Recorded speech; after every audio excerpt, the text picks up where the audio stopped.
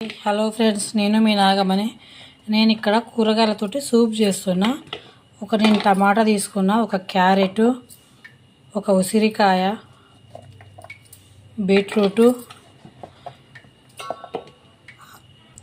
సొరకాయ ముక్కలు, కొంచెం అంత అల్లం, ఎల్లిపాయలు, కొన్ని మిరియాలు, కొంచెం అంత జీలకర్ర, తగినన్ని నీళ్ళు పోసుకొని ఇది కుక్కర్లో 2 విజిల్స్ వచ్చిందాక పెట్టుకోవాలి.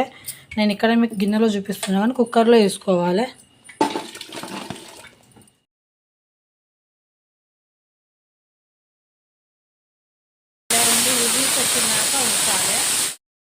రెండు విజిల్స్ ఆవిరంతా పోయినాక మూత తీసి చూస్తే ముక్కలన్నీ మంచిగా ఉడికిపోయినాయి. 2 విజిల్స్ వచ్చినాక ఆవిరంతా పోయినాక కుక్కర్ది మూత తీసిన. ఇప్పుడు మంచిగా ఈ ముక్కలన్నీ ఉడికిపోయినాయి. ఈ చల్లారబెట్టుకొని ఇప్పుడు నేను ఇయ్యాలదాకా ఉప్పు వేయడం మర్చిపోయినా. కొంచెం అంతా ఉప్పు వేసుకోవాలి, ఎక్కువ వద్దు.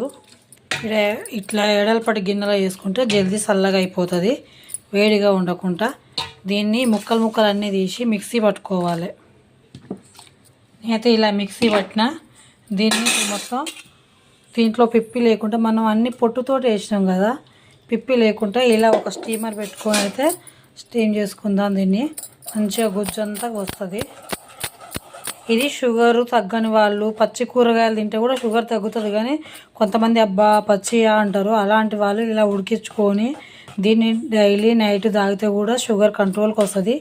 అలాగే ప్రెగ్నెంట్ లేడీస్ కొంతమందికి చాలా వాంతింగ్లు అవుతుంటాయి, తిండి సరిగా తినరు, తిన్నట్టే డైజెషన్ కాక కూడా వాంతులు చేసుకుంటుంటారు కదా. వాళ్ళకు కూడా డాక్టర్ సజెషన్ ఇస్తుంది ఇలా సూప్ చేసుకొని వేడిది. బయట కొనుక్కొచ్చుకోవద్దు, ప్యాకెట్లు అవి కూడా దొరుకుతాయి కదా, ఎందుకంటే అందులో అంతా పిండి ఉంటుంది.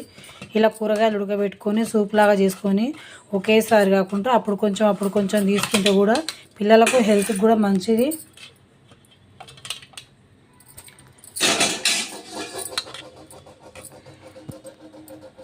కడుపులో ఉన్న బేబీస్ కూడా చాలా మంచిది, ఎందుకంటే అన్ని తీరుల ఫుడ్ దీనిలో ఉంటుంది కాబట్టి.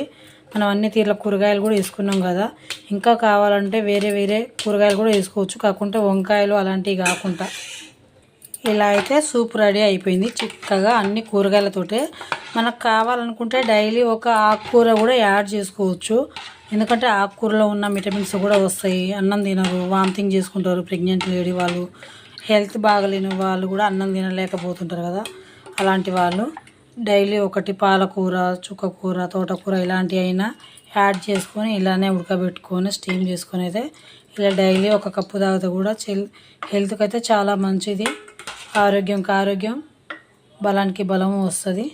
షేర్ చేసి కామెంట్ చేసి సబ్స్క్రైబ్ చేయండి, షేర్ చేయండి, సపోర్ట్ చేయండి నా ఛానల్కి ప్లీజ్.